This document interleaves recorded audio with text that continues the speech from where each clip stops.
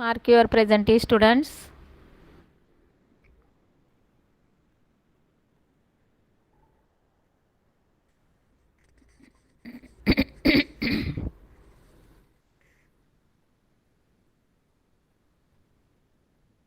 All of you, mark your present.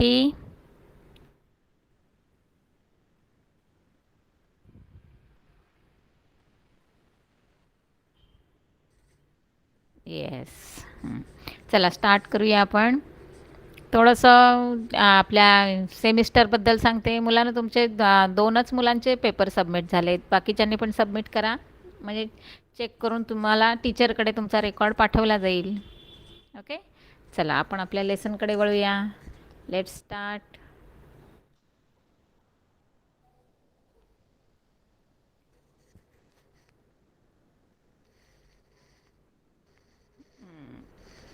झालं, हे सगळं झालं आहे. येस, मेन टॉपिक आपला आहे अँटीबायोटिक्स. काय असतात अँटीबायोटिक्स आणि कशासाठी त्यांचा उपयोग केला जातो आहे बघा. खूप छान लेसन आहे मुलांना. खूप म्हणजे मेडिकल सेक्शनमधला बराचसा तुम्हाला याच्यातनं म्हणजे नॉलेज पण मिळणार आहे, अपडेट पण राहणार आहे आणि सगळ्याच गोष्टी समजतील. बघा, what do you mean by antibiotic and which precautions should be taken about their consumptions. आता अँटीबायोटिक काय आहेत? सगळ्यात महत्त्वाचं म्हणजे डॉक्टर तुम्हाला बऱ्याच वेळेला अँटीबायोटिक देतात आणि त्यांनी दिलेला डोस कंप्लीट करा असं ते नेहमी सांगत असतात. तर त्याच्यामागचं रिझन काय आहे ते आज तुम्हाला कळेल. बघा, many disease of the human and other animals have been controlled due to the antibiotics obtain from the different types of bacteria and fungus. कशापासून बनवलेलं असतं? तर मेन म्हणजे अँटीबायोटिक्स तुमचे जे आहेत ते सगळे मेडअप ऑफ किंवा म्हणायचं obtain from the bacteria and fungus. Antibiotics like penicillium. बघा, वेरियस टाईप्स ऑफ अँटीबायोटिक्स आहेत आणि कुठलं अँटीबायोटिक कोणत्या तुमच्या डिसीजवर यूज केलं जातं तेही तुम्हाला सेपरेटली अगदी म्हणजे एक टेबलच असणार आहे. पण आता इथे तुम्हाला एक 2-3 नावं दिलेली आहेत बघा. पेनिसिलियन, नंतर सेफॅलोस्पॉरिनस, नंतर मोनोबॅक्टम, त्यानंतर आहे बॅसिट्रेसिन, त्यानंतर आहे इरेथ्रोमायसिन, त्यानंतर आहे जेनेटेमेसिन आणि निओमायसिन, स्ट्रेप्टोमायसिन, सायक्लिन्स अँड वनकॅनोसमायसिन. बघा, सगळे जे काय आहेत म्हणजे जर नीट तुम्ही त्याचं जर ऑब्झर्वेशन केलं तर ते सीन सीन सीन दिसतंय. हां, मग त्याच्यावरनं नंतर तुम्हाला कळेल काय असतं ते, की अँटीबायोटिक्स असतात ते कोणत्या बॅक्टेरिया यूज करून बनवलेले आहेत. Are use against various strains of the gram positive and gram negative bacteria. Rifamycin is effective against tuberculosis. आता ह्या सगळ्या बॅक्टेरिया तुम्हाला दिल्यात, सगळ्यांची काही तुम्हाला म्हणजे कोणत्या डिसीजवर यूज करायचं दिलं नाही, पण रेफामायसिनचं नाव तुम्हाला स्पेसिफिक उल्लेख करून दिलेला आहे की rifamycin is effective against the tuberculosis. आणि 1 मार्कला किंवा फिल इन द ब्लँक्समध्ये तुम्हाला हा क्वेश्चन कायम विचारला जातो की विच बॅक्टेरिया किंवा which antibiotic is use for in the against tuberculosis. Clear? तर तेवढं लक्षात ठेवायचं आहे. आता पुढे बघा, हे मायक्रोब्स आहेत. हे मायक्रोब्स कसे यूज केले जातात बघा. Microbes and fuels. Gaseous fuel methane can be obtain by the microbial anaerobic decomposition of the urban agriculture and industrial waste. आता एक तर पहिलं की अँटीबायोटिकवर मुलांना तुम्हाला 2 मार्क्सला शॉर्ट नोट येते. तर तुम्हाला त्याच्यामध्ये सांगायचं असतं की व्हॉट इज अँटीबायोटिक आणि कोणकोणत्या अँटीबायोटिक सध्या अवेलेबल आहेत आणि कोणकोणत्या डिसीजवर ते यूज केले जातात मोस्टली. तर आता आपण दुसरा टॉपिक आहे आपला मायक्रोब्स अँड द फ्युअल्स. आता हे मायक्रोब आणि फ्युअल काय म्हणजे कसं रिलेशन आहे ते बघा. Gases fuel. आता methane gas is obtain by the microbial anaerobic decomposition of the urban agriculture and industrial waste. अगदी हे तुम्हाला म्हणजे फार जड जात असेल समजायला, तर साधं आम्ही नेहमी तुम्हाला तो बायोगॅस प्लॅन्ट वगैरे शिकवतो बघा. मग त्याच्यामध्ये काय असतं, सगळं म्हणजे तुमचं जे काही मटेरियल आहे, जे वेस्ट मटेरियल आहे किंवा ॲग्रिकल्चर मटेरियल जे आहे किंवा झाडाचा पालापाचोळा आहे तोच टाकून आपण करत असतो ना सगळं. आणि त्याच्यातनं मिथेन गॅस प्रोड्यूस होतो आणि तो ॲज अ फ्युअल म्हणून आपण वापरतो. तर ऑफकोर्स मिथेन काय आहे? गॅस आहे. त्यामुळे ऑफकोर्स गॅसियस फ्युअलमध्ये त्याचा उल्लेख फर्स्ट आहे, कारण मिथेन हे तुमचं पहिलं कार्बोहायड्रेट आहे.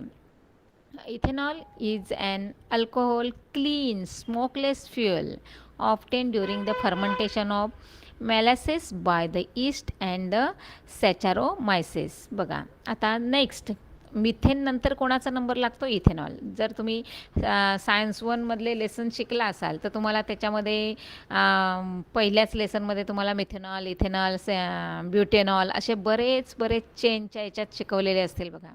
मग फर्स्ट आहे तो मिथेन, त्याच्यानंतर ऑफकोर्स आला इथेन. तर मिथेनॉल जसं म्हणतो ना त्याप्रमाणे असतं आपलं इथेनॉल.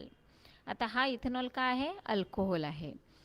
आता OL तो तुम्हाला त्याच्यामध्ये पण तुम्हाला अटॅच ग्रुपमध्ये हेही सांगितलेलं असणार आहे की OH ग्रुप अटॅच झाला की त्याला म्हणायचं इथेनचं तो इथेनॉलमध्ये कन्वर्ट होतं.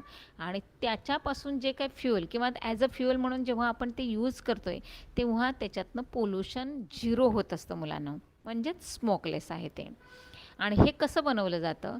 तर of course fermentation of the molasses by the yeast saccharomyces. म्हणजेच अगदी शुगर फॅक्टरीज वगैरे असतात की नाही त्यांच्यामध्ये जे त्यांचं म्हणजे टाकून दिलेलं जे काही चिपाड म्हणतो आपण की नाही त्यांच्यामध्ये फर्मेंटेशन प्रोसेस केली जाते आणि ते वेस्ट मटेरियल आहे त्याच्यापासून अल्कोहोलचं प्रोडक्शन घेतलं जात असतं आणि पुढे जाऊन ते ॲज अ फ्यूल म्हणून. आता सध्याच्या आता जनरेशनला तुम्हाला हे लागणारच आहे की पेट्रोल डिझेल खूप महाग आहेत बघा. तर याच्यानंतर आपल्याला बहुतेक हे असलेच हे पदार्थ ॲज अ फ्यूल म्हणून यूज करावे लागणार आहेत. थर्ड काय सांगितलं बघा?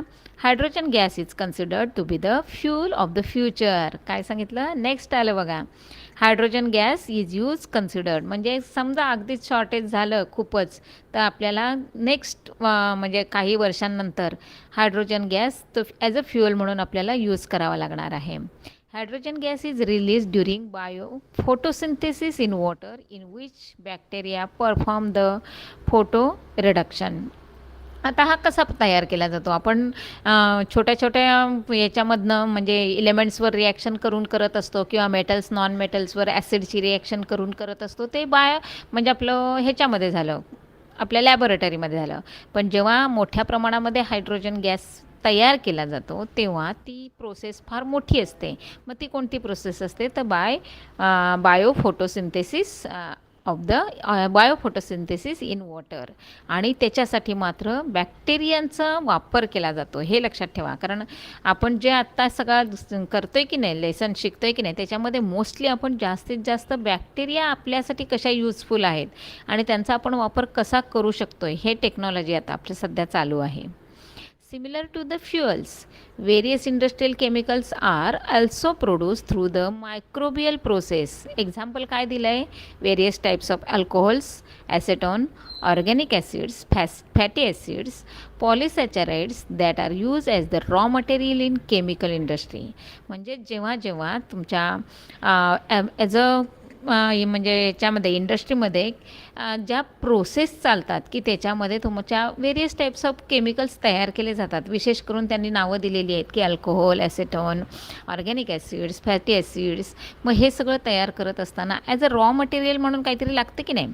हां, मग त्यासाठी हे सगळे केमिकल इंडस्ट्रीमध्ये सगळे जे तुमच्या आहेत वस्तू जे की सगळे केमिकल्स असू दे किंवा तुमचं वेस्ट प्रॉडक्ट्स मटेरियल असू दे त्याच्यामध्ये मायक्रोबियल्स मोस्टली यूज केले जातात आणि मग त्यांचं फर्मेंटेशन प्रोसेस होते आणि नंतर मग ते प्रोडक्शन घेतलं जात असतं आणि मोठ्या प्रमाणात घेतलं जातं. विशेष म्हणजे some of these are useful as the raw material for plastic and food products. बघा यातले बरेचसे आहेत की प्लास्टिक प्रोडक्शन किंवा तुमचं फूड प्रोडक्ट्स घेतात त्याच्यामध्ये पण तुमचे मायक्रोबियल्स यूज केले जात असतात.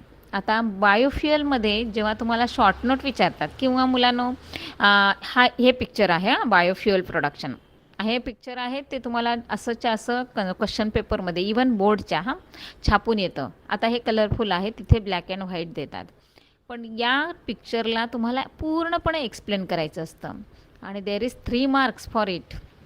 मग आता काय आणि कसं एक्सप्लेन करायचं? तर पहिलं म्हणजे तुम्हाला बायोफ्युअल म्हणजे काय हे थोडंसं सांगायचं असतं आणि त्याच्यानंतर मग हा बायोफ्युअल कशा प्रोसेसने कोणत्या प्रोसेसने जातो आणि कशा पद्धतीने मग तो म्हणजे यूज केला जातो. तर अगदी आधी सुरुवातीला मी तुम्हाला सगळी डायग्रॅम तुमची एक्सप्लेन करते की पहिल्यांदा तुम्हाला दिलं आहे बघा बायोमास. जरा त्याच्यामधले जे नावं आहेत ना त्यांच्याकडे लक्ष घाला. बायोमास, तर हे कशाशी रिलेटेड आहे? सगळं जे काय आपलं प्रोड्युसर म्हणून ज्या प्लॅन्ट्सला आपण ओळखत असतो, ते प्रोड्युसर तुमचे सोलर एनर्जीमुळे चालू आहेत की नाही? कारण त्यांच्यामध्ये म्हणजे वनस्पती किंवा प्राणी तुमचे जे आहेत पृथ्वीवर सध्या अस्तित्वात, त्यांच्यासाठी तुमचं जी प्रोसेस असते की नाही, फूड प्रोसेस, हां, मग त्याच्याशी रिलेटेड हे सगळं आहे. की पहिलं सोलर एनर्जी, मग सोलर एनर्जीमुळे काय झालं तर तुमचं प्लॅन्ट्स सगळे खूप छानपैकी ग्रो होतात, फोटोसिंथेसिस प्रोसेस होते, त्यांचं म्हणजे फूड प्रोसेस आहे ती कंटिन्युअस होते, फूड स्टोअर करतात आणि ते स्टोअर केलेलं फूड कंप्लीट म्हणजे त्यांचं आपण थोडक्यात सांगूया की जेव्हा आपल्या शेतामधनं एखादं पीक आपल्याला मिळतं आफ्टर 2-3 मंथ्स, हां, जूनमध्ये बघा सगळं सॉविंग करतात, नंतर मग ते सगळं पुढच्या प्रोसेस होऊन हार्वेस्टिंगच्या प्रोसेसपर्यंत एक 3-4 महिन्यांचा पिरियड जातो मुलांना. म्हणजेच ते शेतातलं जे धान्य आहे त्याची जी हार्वेस्टिंग प्रोसेस होते, त्या हार्वेस्टिंग प्रोसेसमध्ये त्याच्यातलं जे यील्ड आहे तेच फक्त शेतकरी यूज करतो आणि बाकीचं जे मटेरियल आहे ते ॲज अ वेस्ट मटेरियल म्हणून फेकून देत असतात. मग फेकून देत असताना बघा, हां, आता तुम्हाला प्रोसेस कशा सांगितलेत? बायोमास, त्याच्यानंतर ॲरो कुठे गेला आहे? हार्वेस्टिंगवर. हार्वेस्टिंग नंतर काय होतं आहे? थ्रेशिंग होतं आहे, म्हणजेच सगळं धान्य आहे ते शेतकरी यूज करतो आहे आणि जे नको आहे ते सगळं जे मटेरियल आहे तो काय करतो आहे? फेकून देतो आहे. त्या मटेरियलमध्ये काय असतं? ज्याला तो वेस्ट मटेरियल म्हणतो आहे की नाही, त्याच्यामध्ये सेल्युलोज असतो आहे. बघा ॲरो कुठून चालला आहे तो, ते सेल्युलोज जे आहे ते रियूज केलं जातं आहे. मग आता त्या सेल्युलोजमध्ये मुख्य म्हणजे आपले हे असतं, हायड्रोकार्बन्स असतात मुलांनो. मग आता केमिकल म्हणजे त्याच्यामध्ये मिक्स करून एखादी छोटीशी तुमची फॅक्टरी असते, त्याच्यामध्ये conversion of the cellulose to the glucose दिसते डायग्राममध्ये तुम्हाला, की ज्या सेल्युलोज जे आहे ते सगळं जे वेस्ट मटेरियल म्हणून समजलं जातं आहे त्याला जर फॅक्टरीमध्ये दिलं तर त्यापासनं त्या सेल्युलोजवर एक खूप मोठी अशी प्रोसेस होते आणि त्याचं कन्व्हर्शन ग्लुकोजमध्ये केलं जातं. आता ग्लुकोज म्हटल्यानंतर तुम्हाला लक्षात आलंच असणार की ते काय असणार आहे? फ्रुक्टोज आणि ग्लुकोज ह्या 2 शुगर्स आहेत तुमच्या. तर त्यामुळे तुम्हाला खाली बघा तो ॲरो त्या डायग्रामच्या खाली दिसतोय, शुगर मोलेक्युल्स दाखवलेत. आता शुगर मोलेक्युल्स हे दाखवताना डायरेक्ट तुम्ही शुगर कॅप्सूल आपल्या ज्या आपण यूज करतो ते पकडू नका. त्या ॲज अ फूड म्हणून आपण जे शुगर मोलेक्युल म्हणतो की नाही, जे ग्लुकोज, सुक्रोज, ते शुगर मोलेक्युल्स आहेत, त्यांचा वापर कुठे केला जातो? Liquid food production through the fermentation, म्हणजेच पुन्हा त्यांच्याकडे फर्मंटेशन प्रोसेस होते मुलांनो आणि त्या फर्मंटेशन प्रोसेसमध्ये त्याच्यामधनं as a liquid fuel use केले जातात. आता लिक्विड फ्यूल कोणते आले तुमचे, जे काही तुमचे आहेत की नाही, म्हणजे जे इथेनॉल, मिथेनॉल वगैरे मी तुम्हाला सांगितले ना आत्ता राईट नाऊ.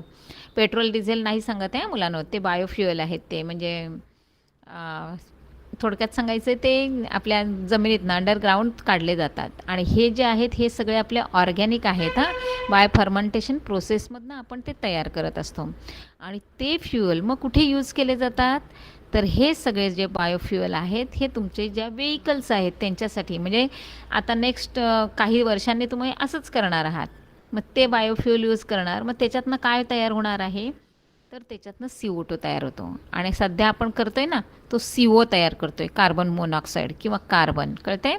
आणि नंतर आपले जे होणार आहेत ते CO2 होणार आहे आणि तो CO2 कुठे रिलीज होणार आहे? पुन्हा ॲटमॉस्फिअरमध्ये रिलीज होणार आणि तो जो ॲटमॉस्फिअरमध्ये CO2 रिलीज झाला आहे तो कुठे जाणार? तो ॲरो कुठे गेला आहे बघा, हार्वेस्टिंगच्या वर पुढे दिसला तुम्हाला, हां, म्हणजेच पुन्हा तो जाऊन सोलर एनर्जी प्लस आपलं ॲटमॉस्फेरिकमधलं CO2 आणि हा सगळा मिक्स आहे तो पुन्हा आपले प्लॅन्ट्स घेणार आणि फोटोसिंथेसिस प्रोसेस कंप्लीट होणार परत.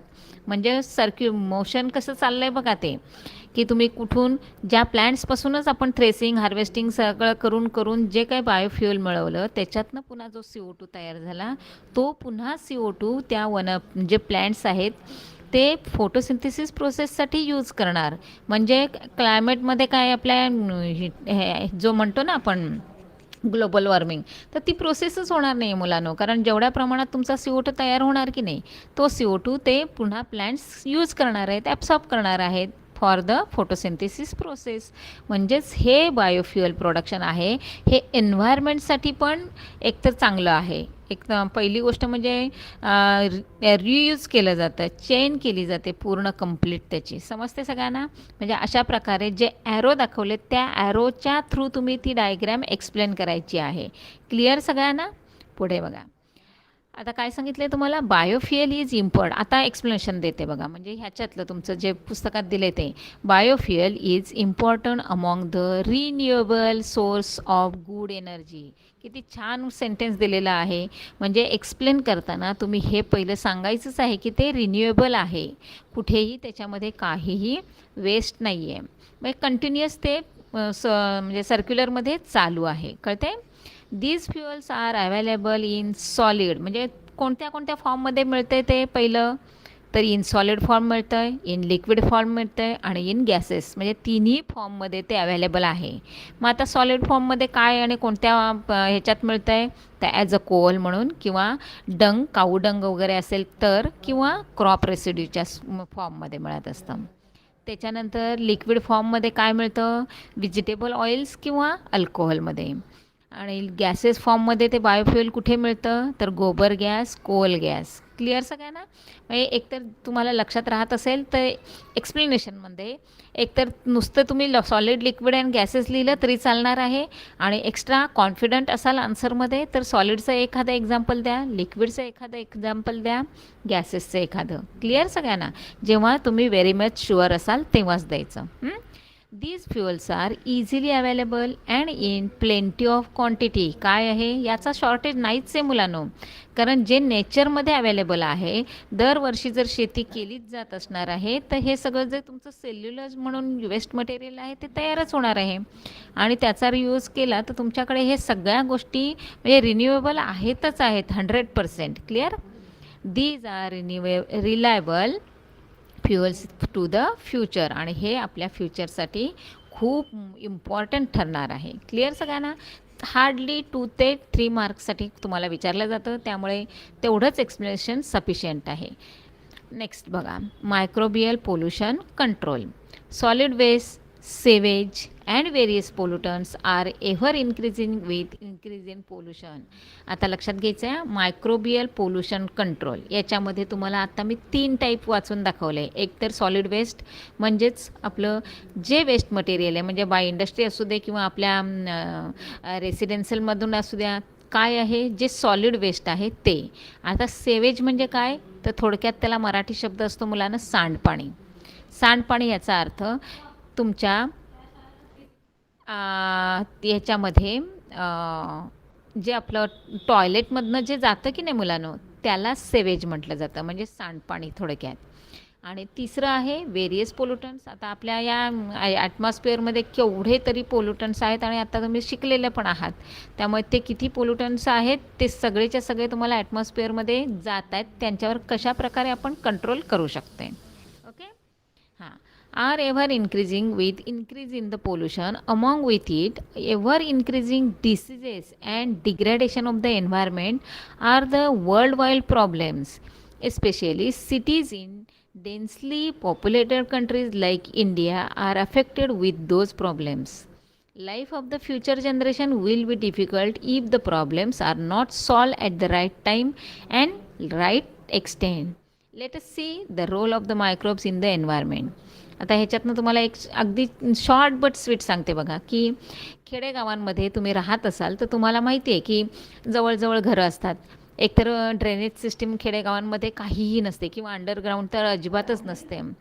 तर समोरून येत असताना म्हणजे तुमचं जे काही एखाद्या घरातलं जर असं सांडपाणी असेल आणि ते ओपनली जर पडलेलं असेल तर आपल्याला घाण वाटते की नाही. आणि त्याच्यावरनं म्हणजे एकतर पहिली गोष्ट एकतर एन्व्हायरमेंट आपण पोल्युशन करतो आहे, एरिया पण पोल्युटेड करतो आहे आणि तिथे एकदम डर्टी स्मेल वगैरे येत असतो. क्लिअर? हां. मग हे सगळं जे आहे की नाही, मग ह्या सगळ्यांमध्ये मुलांनो लक्षात घ्यायचं आहे की हा छोटासा प्रॉब्लेम आहे तुमचा खेडेगावातला. आता आपण जर इंडियाचा विचार केला तर आपलं इंडिया म्हणजे अगदी डेन्सली पॉप्युलेटेड आहे की नाही, कारण खूप मोठी लोकसंख्या आहे. एरिया वाईज बघाल तर इंडियाचा एरिया कमी आहे आणि पॉप्युलेशन जास्त आहे. मग केवढे हालत बेकार असणार आहे की जे सेवेजचं जे तुमचं म्हणजे व्यवस्थित करणं, त्याला सॉर्ट आऊट करणं प्रॉब्लेम खूप इम्पॉर्टंट आहे. मग त्यासाठी एखाद्या छोट्याशा शहराचा तुम्ही विचार केलात तरी तुम्हाला ते चालणार आहे, की यामध्ये तुम्ही काय करू शकता, की एक तर पहिलं मुख्य म्हणजे जी ड्रेनेज सिस्टीम आहे ती ड्रेनेज सिस्टीम कुठेतरी खूप शहराच्या बाहेर मोठ्या ग्राउंडवर केली जाते. म्हणजे अख्ख्या सगळ्या होल सिटीचं जे ड्रेनेज आहे ते कुठेतरी लांब असं केलं जात असतं. हं. पुढे बघा. You already know that microbes are used for the disposal of the solid waste through biogas plant and compact production. How urban waste that can accumulated in terms of the tons may be disposed of. बघा, आता ह्यात तुम्हाला काय सांगितलं ते पहिलं बघा, की हे डिस्पोज कसं केलं जातं. तर अगदी साधी सिंपल मी तुम्हाला मेथड सांगते, की इथे तुम्हाला एक डायग्रॅम दाखवली आहे बघा. या डायग्राममध्ये तुम्हाला काय सांगितलं आहे, की एक मॉडर्न म्हणजे आत्ताच्या सध्याच्या ह्याच्याप्रमाणे, की सपोज एखाद्या सिटीमध्ये खूप म्हणजे सेवेजचं ड्रेनेज तुम्हाला व्यवस्थित करायचं असेल तर काय केलं जातं ते बघा. पहिलं म्हणजे खूप लांब असं आउट ऑफ सिटी ज्याला म्हणतात तसं एका ठराविक एंट्री एरियामध्ये काय केलं जातं, हा मॉडर्न लँडफिल साईट बनवला जातो.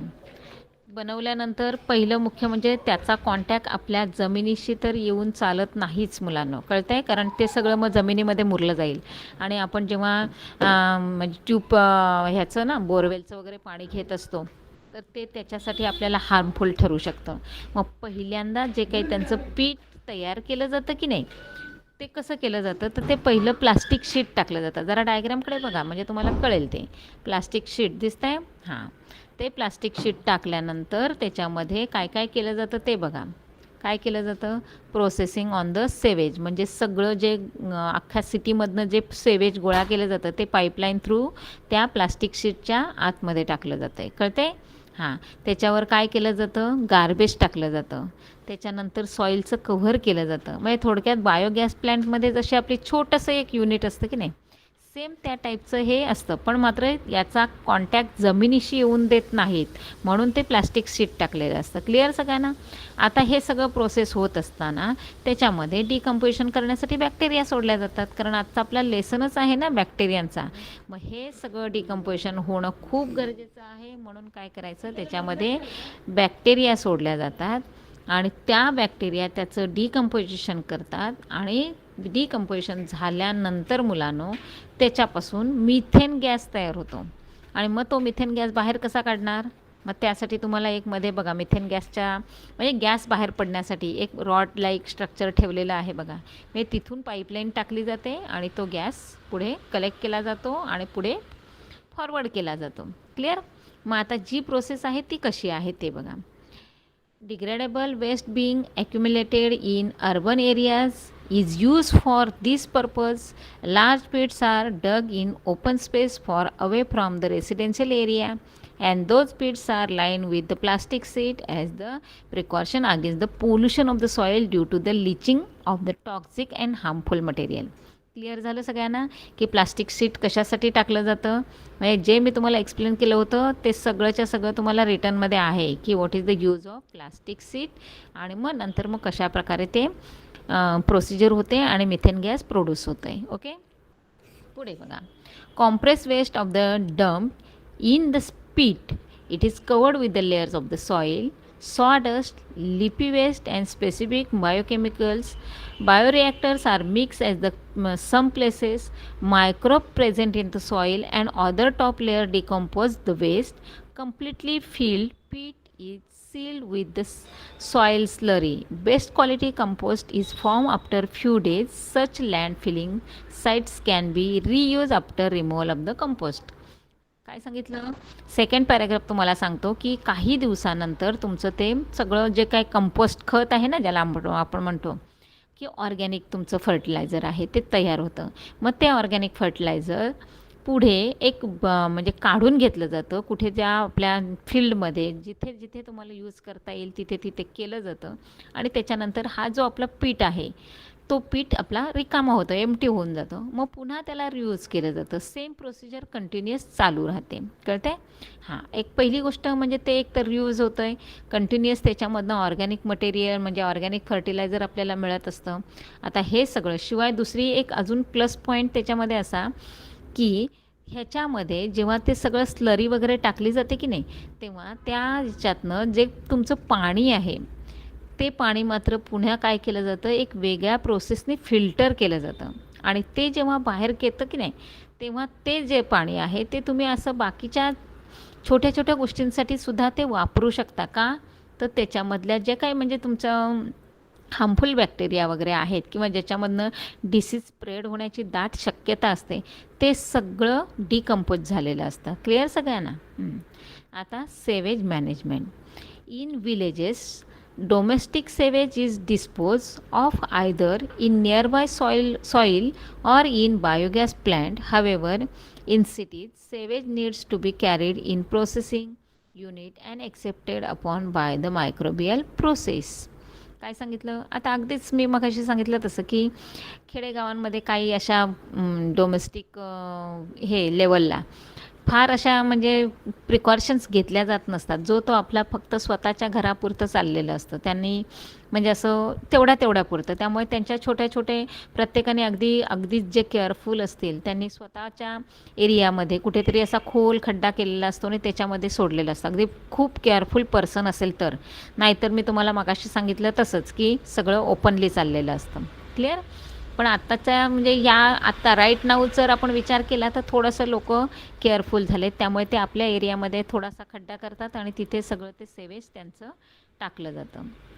पुढे काय सांगितलं की त्यालाच कनेक्टेड कधीतरी ते बायोगॅस प्लॅन्ट पण करत असतात. त्यामुळे तो सगळा सेवेज त्यांचा रियूज केला जातो.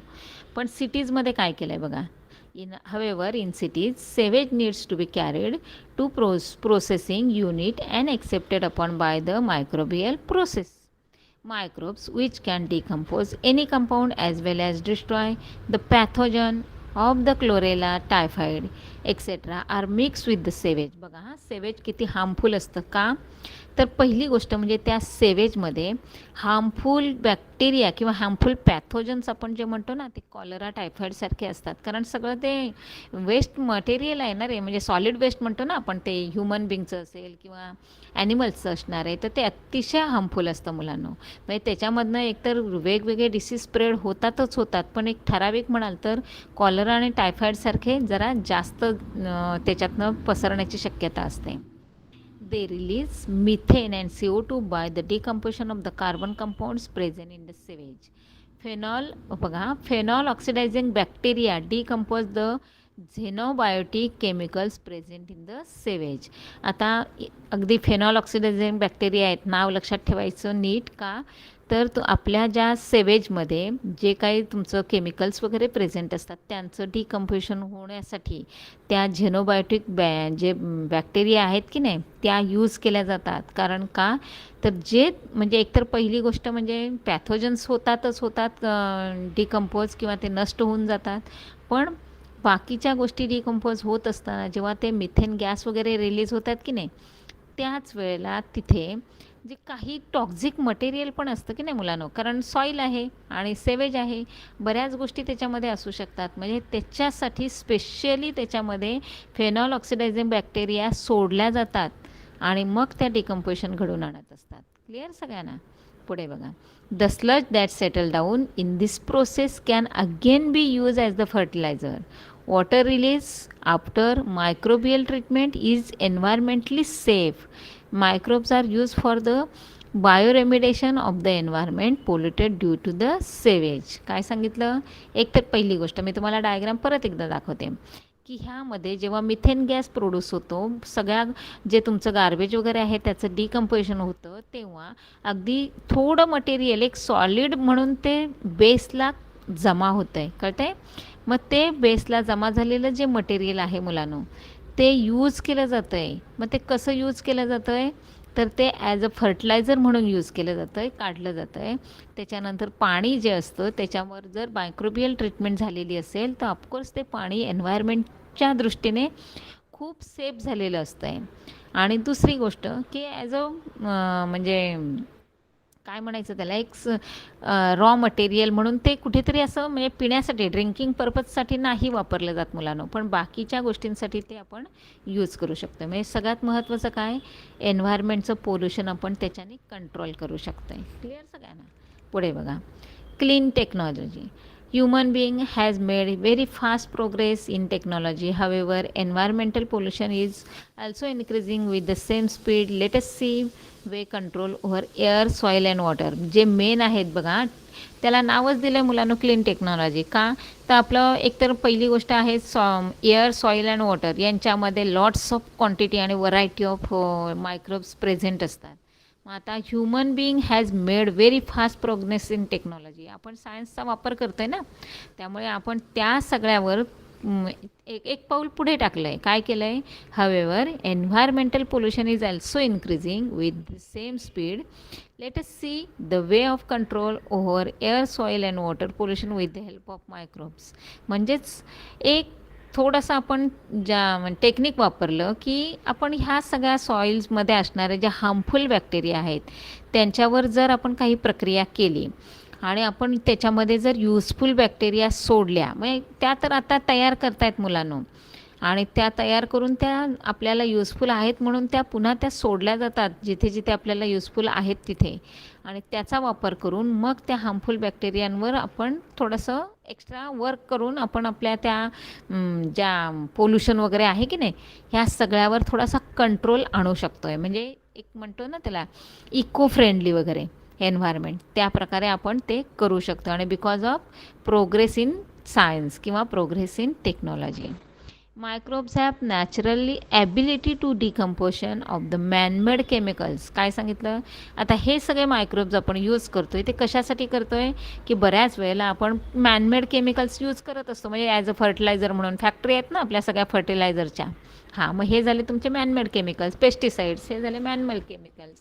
मग त्याच्यावर जर हे सगळं ज्या मायक्रोब्स आहेत ते जर आपण वापरले तर ते जे ॲबिलिटी आहे की नाही तुमची त्या ऑर्गॅनिक फर्टिलायझरची वगैरे ती आपण वाढवू शकतो आहे. किंवा ह्याच्यातनं म्हणजे थोडक्यात सांगायचं काय आहे मला की जेव्हा आपण हे केमिकल फर्टिलायझर वापरतो तेव्हा सॉईलमध्ये जे काय आपलं जे सॉल्ट्स आहेत ते वाढले जातात की नाही, त्यांना डिकम्पोजिशन करणं, डिग्रॅडेशन करणं, त्यांचा पोर्शन रिड्यूस करणं, ह्या सगळ्यांसाठी जर आपण एक ठराविक स्पेसिफिक मायक्रोब्स यूज केले ना तर जे तुमचं हार्मफुल आहे त्याला युजफुलमध्ये आपण कन्वर्ट करू शकतो by the use of various types of microbes. Hydrocarbons and other chemicals are transferred with the help of these abilities. Some microbes remove the sulphur from the fuels. बघा मायक्रोबचा यूज आपण कुठे कुठे करू शकतो आहे. हे काही मायक्रोब्स आहेत की ते सल्फरसुद्धा डिकम्पोज करू शकतात किंवा ते स्वतः ॲब्सॉर्ब करत असतील मुलांनो, पण मात्र ॲज अ म्हणजे ह्याचा फ्युअलमधनं सल्फर ते रिमूव्ह करू शकतात अशा बॅक्टेरिया आपण प्रोड्यूस केलेल्या आहेत. The metal like copper, iron, uranium, zinc etcetera leach in to the environment from low quality metalloids. These are converted into compounds before leaching with the help of the thiobacilli and sulfobacilli. कोणत्या bacteria आपण use करतो आहे पहिलं लक्षात घ्या, ह्या दोन बॅक्टेरियांचं नाव लक्षात ठेवायचं आहे. कारण आपण जे मिनरल्स किंवा मेटल्स म्हणतात बघा आपल्या बॉडीसाठी जे रिक्वायरमेंट 14 मिनरल्स लागत आहेत आपल्याला मुलांना, तर त्याच्यापैकी कॉपर, आयर्न, युरेनियम, झिंक वगैरे हे जे काही तुम्हाला त्या मातीमध्ये मिक्स असतात की नाही, जे आपण सॉईलमध्ये मिक्स म्हणतो की नाही, तर हे सगळे जे मिनरल्स आहेत मुलांना हे सगळे त्याच्यामध्ये मिक्स असतात. मग एकतर पहिली गोष्ट काही युरेनियमसारख्या ज्या गोष्टी आहेत की जे हार्मफुल आहे, मग पहिलं त्यांचं डिकम्पोजिशन कसं करता येईल, त्यांची क्वांटिटी रिड्यूस कशी करता येईल याच्यावर पहिला विचार केला गेला. आणि नंतर मग पुढच्या प्रोसेस की त्यांना डिकम्पोजिशन करण्यासाठी आपल्याकडे अवेलेबल बॅक्टेरिया कोणते आहेत त्यांचा कसा वापर करू शकतो, त्यांचं प्रोडक्शन आपण कसं वाढवू शकतो आणि त्यांचा वापर करून आपण जे आपलं म्हणजे सॉईलमधले ह्या वेरियस टाईप्स ऑफ मेटल्सचं प्रमाण आहे ते हार्मफुल असेल तर ते कमी कसं करू शकतो ह्याच्यावर आपण बराचसा स्टडी केलेला आहे. क्लिअर? हां, आता हे कॅन यू टेल तुमच्यासाठी नाहीच आहे मुलांनो सध्या तरी. आता बघूया आपण थोडंसं microbial in microbes and the farming. एक हं. आता काय आहे बघा, एक तर पहिलं मायक्रोबियल आणि फार्मिंग. हां, मायक्रोब्स आणि फार्मिंग. आधी पहिली एक जे सांगते बघा तुम्हाला, की सध्या नॉर्मली आपल्याकडची जी ॲग्रिकल्चर चालतं आहे की नाही, ते थोडंसं एक ट्रेडिशनल पारंपरिक पद्धतीने चालतं आहे. पण जेव्हा तुम्ही ॲग्रिकल्चरमध्ये डिग्री घेता की नाही आणि ॲज अ फार्मर म्हणून तुम्ही स्वतः जेव्हा काम करायला लागता की नाही, तेव्हा तुम्ही जे तुमचं नॉलेज अपडेट आहे की नाही, आता रिसेंट नॉलेज, तर ते तुम्ही त्याच्यामध्ये यूज करू शकता. मग अशात जर तुम्ही न्यूजपेपर वाचत असाल तर तुम्हाला बऱ्याच समजतं मुलांनो, की कशाप्रकारे आपण ॲग्रिकल्चरमध्ये various types of microbe use करून आपलं जे प्रोडक्शन आहे ते वाढवू शकतो. कमी वेळामध्ये चांगलं दर्जेदार प्रोडक्शन घेऊ शकतो आहे. मग हे सगळं तुम्हाला कुठे मिळालं, तर ते सगळं तुम्हाला त्या जेव्हा तुम्ही ते एज्युकेशन किंवा डिग्री घेत असता की नाही, तेव्हा त्या सगळ्या गोष्टी तुम्हाला सगळ्या सांगितलेल्या असतात. मग काय सांगितलं ते बघा. Some microbes containing inoculants are produced by the process of fermentation. Fermentation process मुलांना खूप इम्पॉर्टंट आहे, म्हणजे जी आपल्यासाठी पण आहे ॲज वेल ॲज ॲग्रिकल्चरसाठी पण आहे. These inoculants are spread on the seeds before sowing. बघा, फर्स्ट पहिली स्टेप काय सांगितली आहे, की जे शेतामध्ये धान्य पेरलं जातं आहे ॲज अ बी म्हणून तुम्ही शेतामध्ये पेरलं जातं की नाही, त्याचंच तुम्हाला प्रोडक्शन पुढे मिळतं. मग त्या बियालाच पहिल्यांदा, त्या सीडलाच त्यांनी काय केलं जातं, पहिल्यांदा स्प्रे केला जातो before sowing, and some of the inoculants are release in to the plants. Microbes in the inoculants helps in the plant growth by supplying nutrients.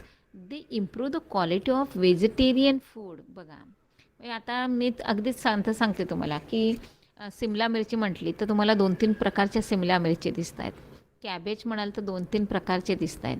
Even flower म्हणाल तर तुम्हाला त्यातही 3 प्रकारचे दिसतात मुलांना. त्याच्यानंतर वांगी, जे बेंगन म्हणतो आपण, त्याच्यातमध्ये तर खूपच व्हरायटी आली आहे बघा.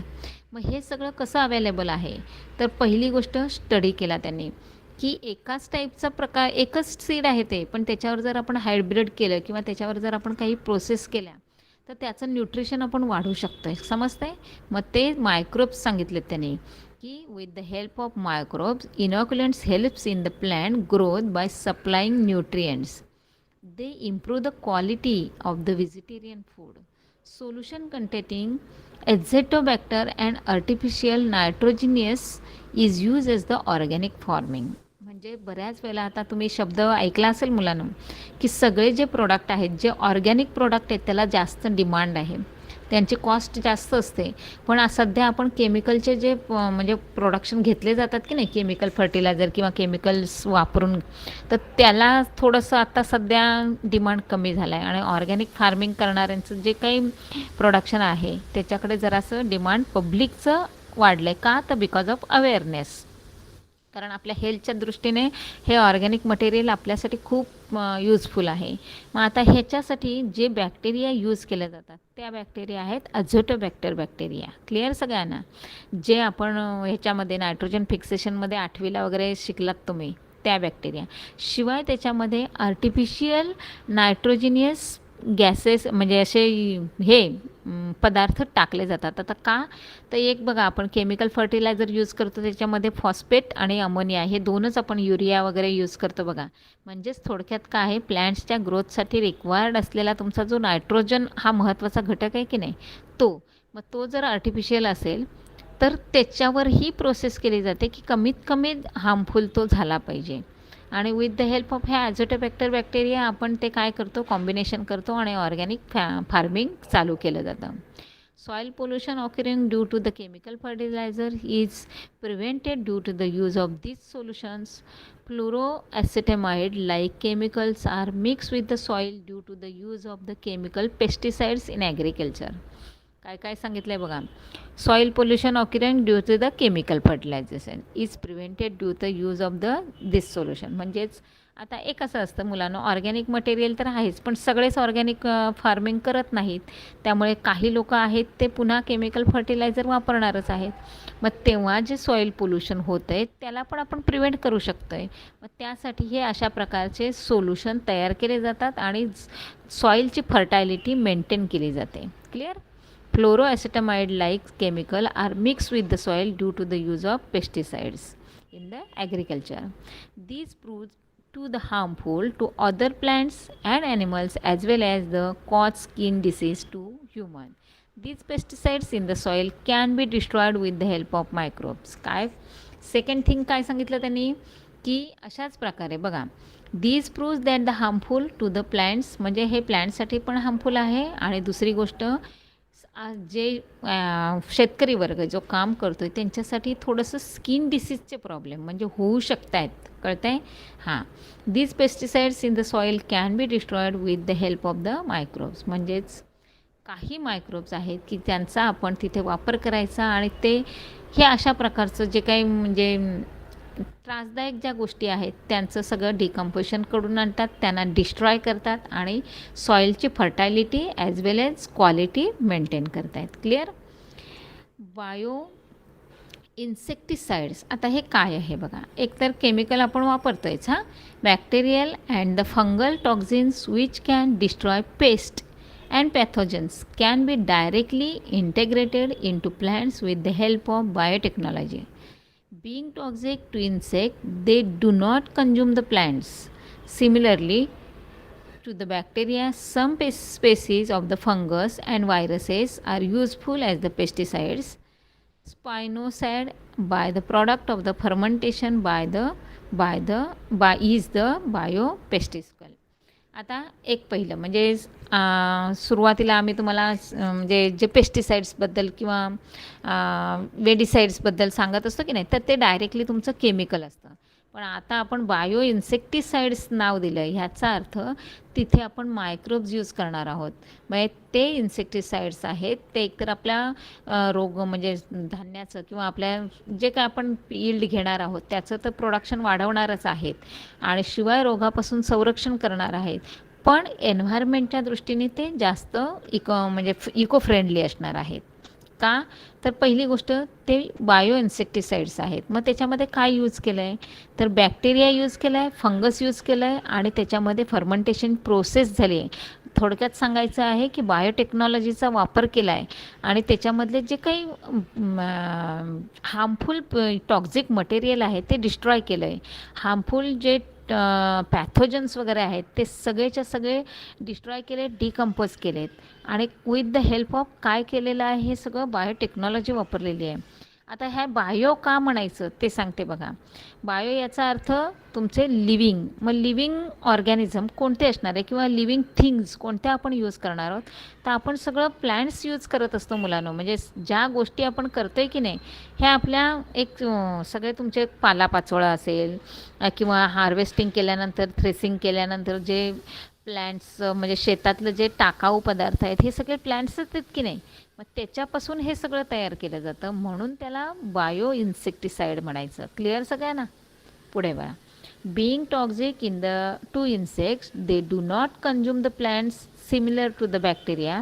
सम species of the fungus and virus are useful as the pesticide. कळलं सगळ्यांना की काही एक व्हरायटी ऑफ फंगस आहेत त्याच्यातल्या युजफुल स्पेसीज आहेत त्या आपण काय करणार आहोत, एक युजफुल मटेरियल म्हणून यूज करणार आहोत by the product of the fermentation. आणि हे अगदीच नेहमीचंच आहे मुलांनो की जेव्हा तुमच्या ह्या बायोटेक्नॉलॉजी यूज केली जाते तेव्हा त्याचं न्यूट्रिशन वाढवायचं असेल, वेस्ट मटेरियलला आपण यूज करतो तेव्हा त्याच्यातनं डिकम्पोजिशन प्रोसेस करायची असेल तर मेन असतं सगळं फर्मेंटेशन प्रोसेस. आणि ती फर्मेंटेशन प्रोसेस आहे ती कमीत कमी तुम्हाला म्हणजे एक ठराविक पिरियड द्यावा लागतो आणि त्याच्यानंतर तुमच्याकडनं ती होत असते. क्लिअर सगळ्यांना? लेसन संपला. बरं, आता याच्यात काय सांगितले ते बघा. आता हे सगळं करत असताना मुलांना तुम्हाला ऑलवेज रिमेंबर दिसमध्ये एक छोटंसं दिलं आहे बघा. Plastic being use for the storing the garbage is biodegradable polylactic acid. Such material should be use as people need only and environment should be save. म्हणजेच आता तुम्हाला काही एक कचरा म्हणजे ज्याला म्हणतात डोमेस्टिक यूजमध्ये कचरा टाकण्यासाठी ज्या काही तुमच्या बॅग्स दिल्या जातात ना मुलांना, त्याच बॅग यूज करायच्या आहेत, की त्या बॅग्स आहेत त्या प्लास्टिकच्या बॅग तुमच्या काही बॅक्टेरिया आहेत ज्या जमिनीमधल्या त्या डिकंपोज करतायत. त्यामुळे तुम्ही कुठलीही बॅग वापरायची नाही. तर बायोडिग्रेडेबल जे प्लास्टिक आहे तीच प्लास्टिकची बॅग तुम्ही कचरा तुमचं म्हणजे जो फेकता की नाही तुम्ही तो त्याच्यामध्ये टाकण्यासाठी यूज करायचा आहे. कळते? शक्यतो खेड्यामध्ये राहत असाल तर अजिबातच यूज करायचं नाही. पण जर सिटी एरियामध्ये असाल तर आपल्याकडे ऑप्शन काहीच नसतो. त्यामुळे बायोडिग्रेडेबल प्लास्टिकची बॅग जी तुम्हाला सांगितलेली आहे यूज करू शकता तीच फक्त तुम्ही यूज करू शकता. का तर आत्ता सध्या राईट नाऊ आपण अशा प्रकारच्या बॅक्टेरिया म्हणजे आहेत सध्या आपल्याकडे अवेलेबल की ह्या प्लास्टिकला त्या डिकंपोज करू शकतात, डिस्ट्रॉय करू शकतात. क्लिअर? ओके, चला मग आता इथे आपण बरं तुम्हाला किती जणांना काय डाऊट आहेत ते बघूया आपण.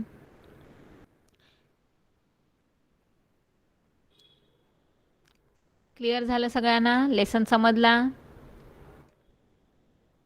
समजला लेसन सगळ्यांना? Anybody has any one doubt? No. ठीक आहे, चला लेसन संपला. होमवर्क कंप्लीट करा.